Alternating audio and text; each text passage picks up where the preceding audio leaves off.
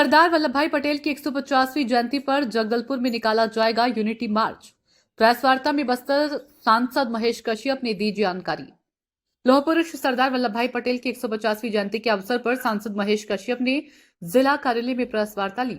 इस अवसर पर उन्होंने कहा कि सरदार पटेल का सपना था एक भारत श्रेष्ठ भारत, जिसे सरकार साकार करने के लिए देश भर में एकता यात्रा निकाली जाएगी। ये यात्रा दंतेवाड़ा, सुकमा, बीजापुर और जगदलपुर इन 4 जिलों में आयोजित की जाएगी। सांसद कश्यप ने बताया कि इस यात्रा का उद्देश्य देश में एकता, अखंडता और राष्ट्रीय भावना को मजबूत करना है। उन्होंने आगे कहा कि आने वाले दिनों में इस विषय पर वीडियो कॉल बैठक भी आयोजित की जाएगी, जिसमें कार्यक्रम की रूपरेखा पर विस्तार से होगी चर्चा। इस अवसर पर सांसद ने बताया कि पदयात्रा के रूप में यह कार्यक्रम होगा, जिसमें पूर्व सैनिक, सामाजिक कार्यकर्ता और आम जनता बढ़ चढ़कर हिस्सा ले सकते हैं।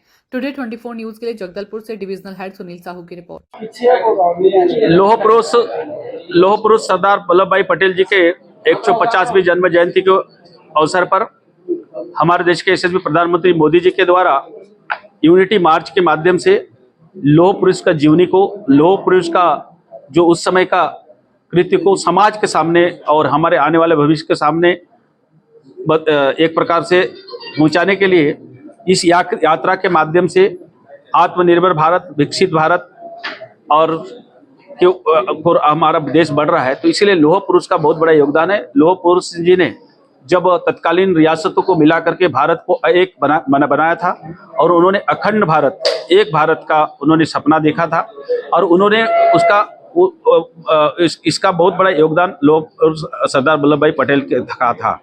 लेकिन लौह पुरुष सरदार वल्लभ भाई पटेल का सपना जो था अखंड भारत, एक भारत, कहीं ना कहीं धारा 370-35 से जैसा कानून के कारण एक देश को अलग माना जाता था, लेकिन आज उसको किसी ने चरितार्थ करके दिखाया तो हमारे यशस्वी प्रधानमंत्री मोदी जी ने।